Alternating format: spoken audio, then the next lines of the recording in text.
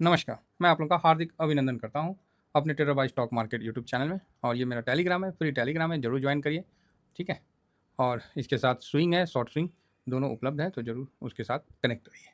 Actually हुआ क्या है, तो अच्छी खबर भी है और थोड़ी-सी बुरी खबर भी है। आप बोलोगे क्या हो गया सर?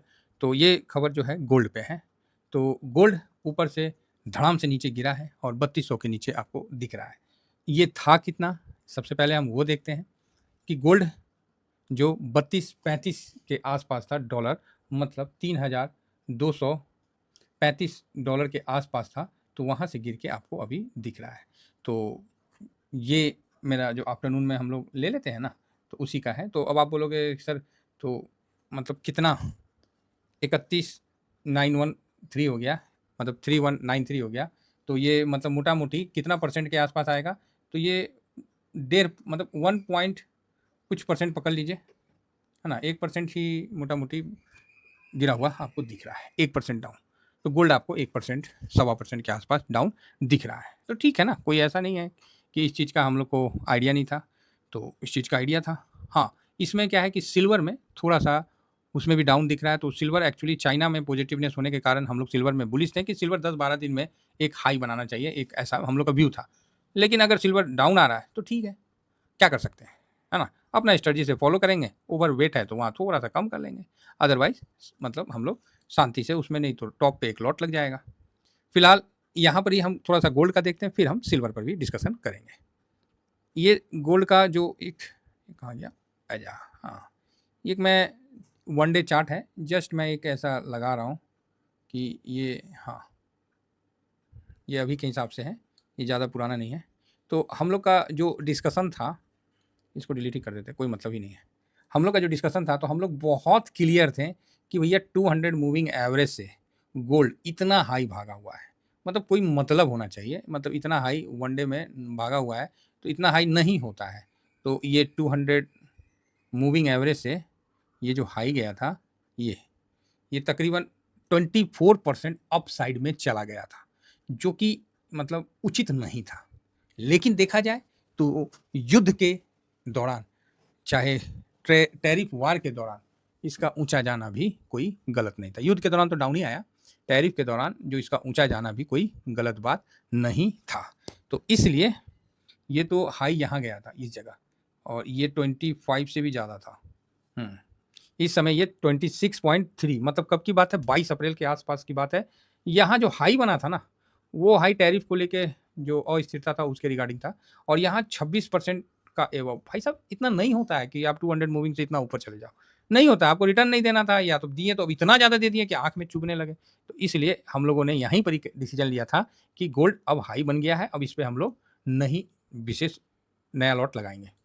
यहाँ पर ही एक बार ऐसे आया, फिर अप आया, सबको लगा ये तो अच्छा हो गया, फिर डाउन आ गया, ठीक है? तो अभी इसको डाउन आना चाहिए।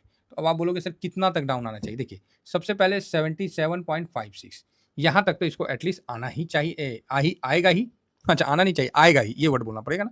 हाँ, हो सकता है, तो क्या हो सकता है, होना ही है। ये जो कन्फर्म वाला जो हिसाब-किताब रहता है, तो कोई बात नहीं। मतलब यहाँ तक आने का पूरा चांस है, और जो कि 7% के आस-पास हो जाएगा। और यहाँ ये लेवल अब हमको नहीं लगता है कि 72 आ पाएगा, क्योंकि 72 14% का करेक्शन दे रखा है। अगर इस लेवल तक आ जाए तो बहुत बढ़िया है। हम लोग को अच्छा मौका मिलेगा गोल्ड में पोजीशन बनाने का, वो मौका रहेगा आपको 75 के बाद। 75 से 75 के बाद हम लोग को बहुत अच्छा मौका मिलेगा गोल्ड में पोजीशन बनाने का। 75 के पास आएगा ना इस लेवल में, तो बाउंस बैक आना ही आना है। तो थोड़ा-सा वेट करते हैं। और गोल्ड है साहब, इतना भी ज़्यादा नहीं गिरेगा, 10% 14%, हालाँकि रिटर्न बहुत ज़्यादा दे दिया है, 45% का रिटर्न दे दिया है। लेकिन याद रखिएगा, जो डीए रेट जब अनाउंसमेंट कर देता है ना सरकार, गोल्ड कभी भी डीए रेट अनाउंसमेंट के बाद उस रेट को तोड़ के नहीं नीचे जाता है। इस चीज़ को ध्यान से समझ लीजिएगा। तो जनवरी का जो डीए है वो मार्च तक मिल ही जाता है। हैं, जुलाई का जो डीए है वो सितंबर तक मिल ही जाता है। तो जनवरी वाला जो डीए जो सरकार मार्च तक दिए है ना, उस समय का जो गोल्ड का रेट है ना, उससे नीचे नहीं जाएगा। ये आप इस चीज़ को समझ के चलिए। अभी जो रिसेंट में जो डीए मिला था जनवरी वाला, तो वो 4 अप्रैल हाँ, क्या लिख रहा है? DNS central government employ effective from 1/1/2025 date, बुधवार 4/2/2025। 1 सेकंड। तो 2 अप्रैल को आपको अनाउंसमेंट किया गया था डीए रेट, जो कि कितना हो गया 55 हो गया ना, जो भी है।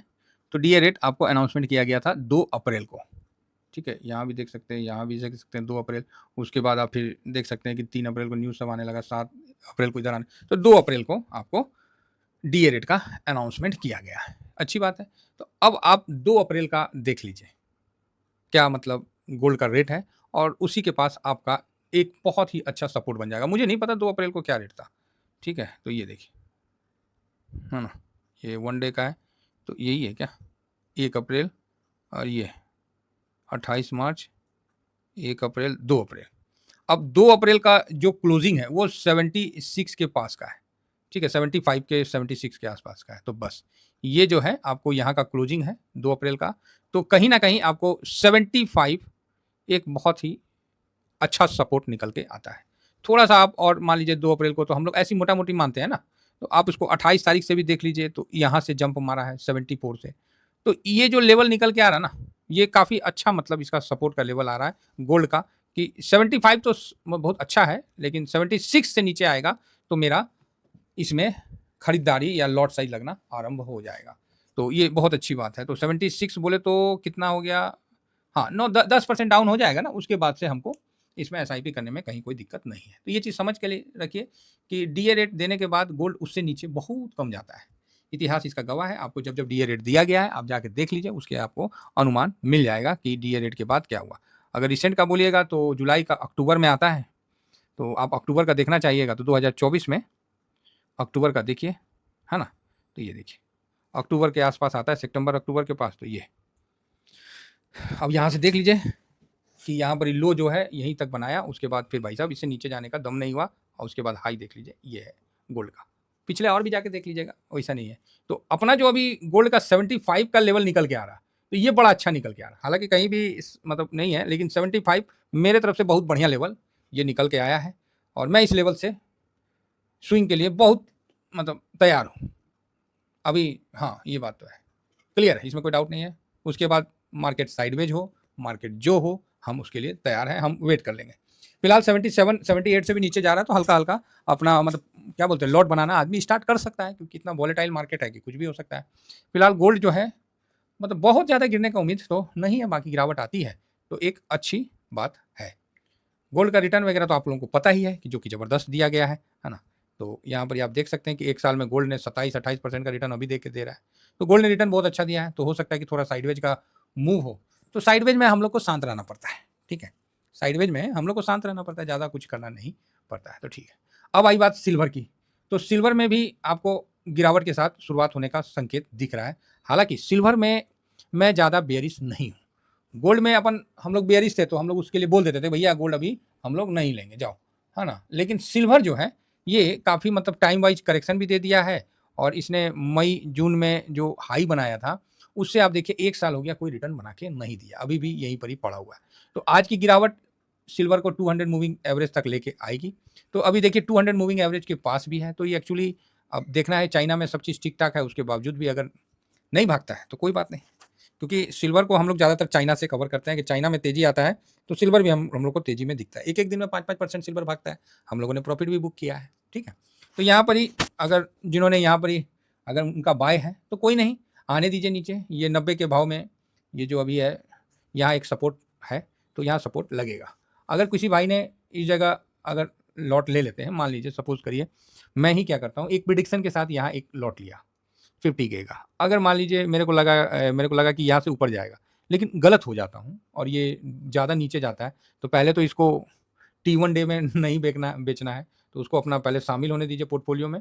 उसके बाद डर लग रहा है तो जो भी है 2% 3% जो भी है आपको डाउन है, चाहे मेरा डाउन है, तो मैं क्या करता हूँ, ज़्यादा डर लगता है तो 25K का अपना इसमें से कैश निकाल लेता हूँ, बाकी पड़े रहने देता हूँ, फिर वेट करता हूँ, और उसके बाद अगर नीचे आ जाता है तो फिर हम इसको उसमें पेस्ट कर देते हैं, और नहीं आता है नीचे, वापस ऊपर चला जाता है, तो कोई बात नहीं, बैठे रहते हैं, और तब तक नहीं निकलेंगे जब तक मेरा प्रॉफिट प्लस मेरा जो हमने लॉस किया है उसको लेके ना निकले। एक तरीका तो ये है जिनके पास थोड़ा सा कम कैपिटल होता है उसके लिए, और जिसका नॉर्मल अपना डिसिप्लिन से चल रहे हैं कि सर खरीद तो लिया है ना, अब आराम से क्या दिक्कत है, डाउन जाने दीजिए ना 5% फिर खरीद लेंगे, वो बरियारी से बैठिए, उनको कोई दिक्कत नहीं है ना। लेकिन क्या होता है कभी कल हम लोग खुद ही भी फंस जाते हैं, तो हम लोग फंस जाते हैं, तो पार्क हो जाता है, तो बैठे रहते हैं, फिर घूम के तो आई पे करता है। ये इसमें खासियत है ना? यही चीज़ मेरे को ईटीएफ के लिए मतलब क्या बोलते हैं, मुड़ित करता है। मुड़ित इट मीन्स इसका दीवाना बनाता है। स्टॉक में नीचे चला गया, वो आएगा नहीं आएगा, कोनो ठेका ले रखा है, लेकिन इंडेक्स तो भाई साहब कभी भी नीचे जाएगा तो ऊपर अइबे करेगा।